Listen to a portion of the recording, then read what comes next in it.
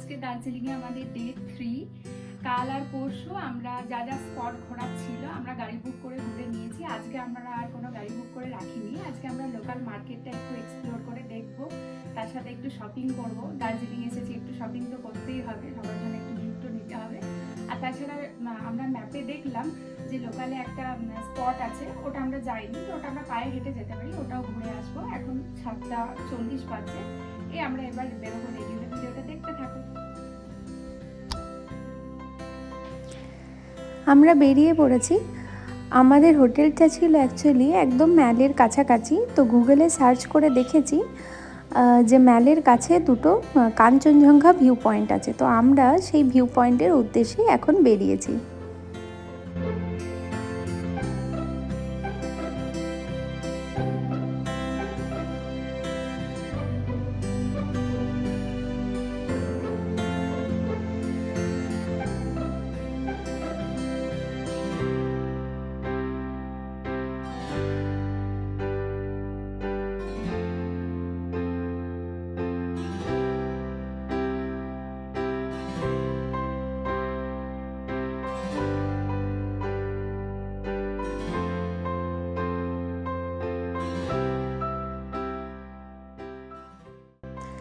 এই যে চলে এসেছি, এটা ছিল ফার্স্ট কাঞ্চনজঙ্ঘা ভিউ পয়েন্ট, যেটা থেকে আকাশ পরিষ্কার থাকলে কাঞ্চনজঙ্ঘা দেখতে পাওয়া যায়।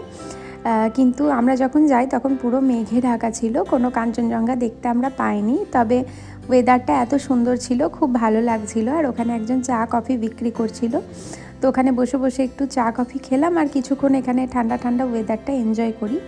তারপরে চললাম এখন নেক্সট যে কাঞ্চনজঙ্ঘা ভিউ পয়েন্ট আমরা গুগলে দেখেছি সেই ডেস্টিনেশনের দিকে।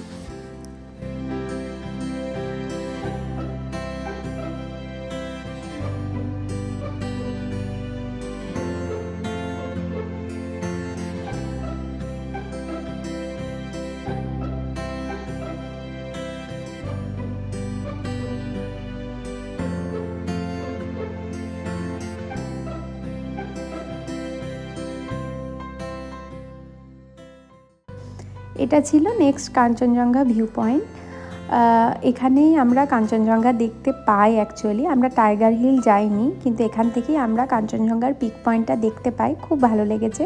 প্রথমে আমি বুঝতে পারিনি, প্রথম দিকে সামনের দিকে মেঘ দেখছি, আমি ভাবলাম হয়তো ফ্রন্টে থাকবে, তো ওই দিকটায় অনেকক্ষণ দেখছিলাম। এই যে এখানেও ক্যামেরা ঘুরিয়েছি, কিন্তু প্রথমে আমি কিন্তু বুঝতে পারিনি। তারপরে বুঝতে পারলাম যে পাশে কজন বলছিল, তখন বুঝতে পারলাম ও আচ্ছা এই তো এখানে দেখাচ্ছে। ছবিতে হয়তো তাও অতটা ক্লিয়ার নয়, কারণ মেঘও আছে তাই বোঝা যাচ্ছে না, কিন্তু ওখানে যখন সামনে থেকে দেখলাম খুব ভালো লেগেছিল। তারপরে এবার ওখান থেকে কিছুক্ষণ বসেছিলাম ওখানে, যতক্ষণ দেখা গিয়েছে। তারপর যখন মেঘে ঢেকে গেল তখন ওখান থেকে বেরিয়ে আসি।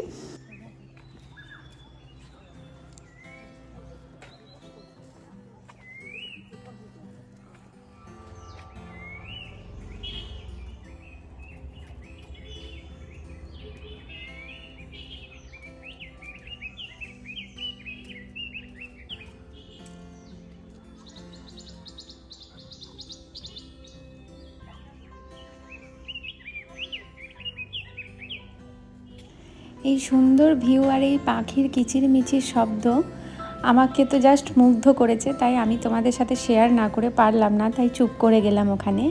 এখন আমরা যাচ্ছি আমাদের নেক্সট ডেস্টিনেশন মহাকাল টেম্পলের উদ্দেশ্যে। মহাকাল টেম্পলটা ছিল আমাদের হোটেল থেকে একদমই কাছে, আমরা তাই গুগল ম্যাপ ফলো করে যাচ্ছিলাম। এই যে চলে এসেছি, এটা হচ্ছে মহাকাল টেম্পলের এন্ট্রান্স। এই দিকেও ওঠা যায়, আবার উল্টো দিকেও ওঠা যায়।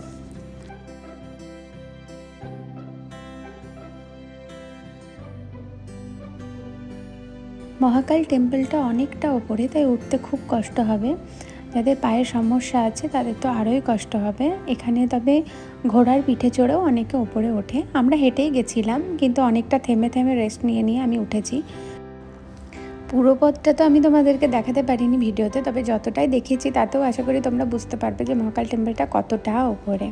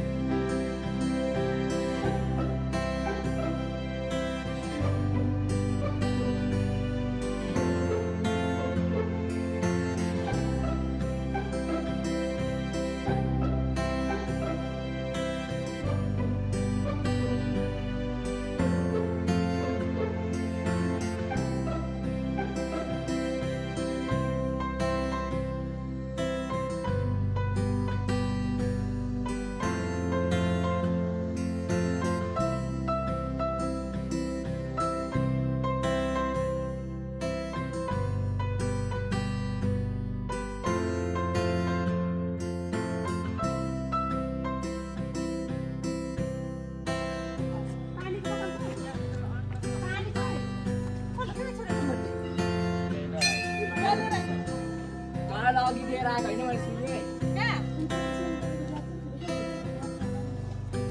लोग एक कुछ नहीं आ रहे थे नहीं आने को पता नहीं क्या रहा है चल रहा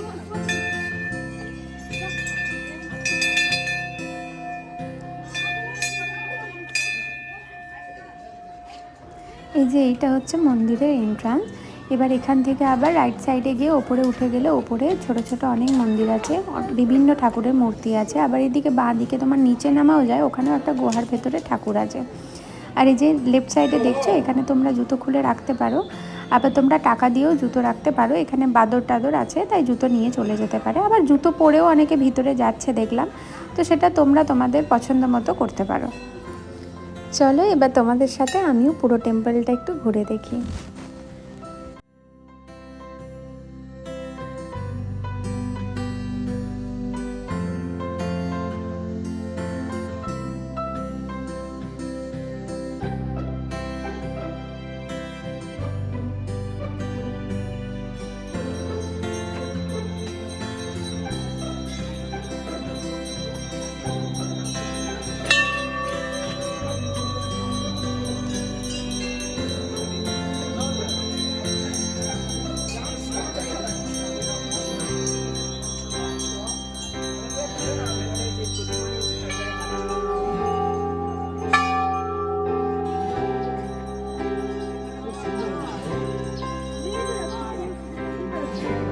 গাছে আছে বাড়িতে হয় না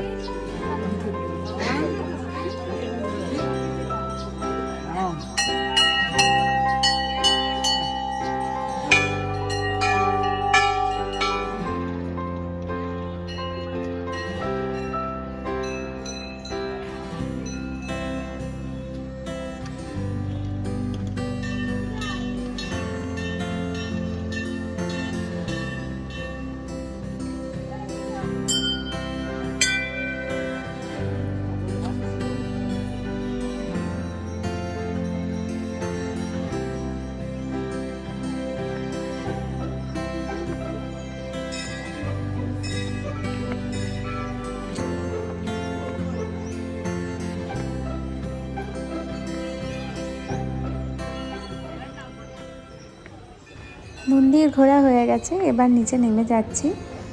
রাস্তা বুঝতে না পেরে একই জায়গায় 3-4বারও ঘুরেছি, তবে খুব ভালো লাগলো। মন্দিরে একটা অন্য ধরনের ভাইবস আসে, একটা অন্য শান্তি আসে, ঘন্টার শব্দ, পুজোর শব্দ, খুব ভালো লাগছিল। আর এই সাইডে টয়লেটেরও ব্যবস্থা আছে। যাই হোক, বেশ কিছুটা সময় কাটিয়ে এবার নিচে নেমে যাচ্ছি। আজকের ভিডিওটা এই পর্যন্তই। ভালো লাগলে একটা লাইক করে দিও। টাটা। যাও না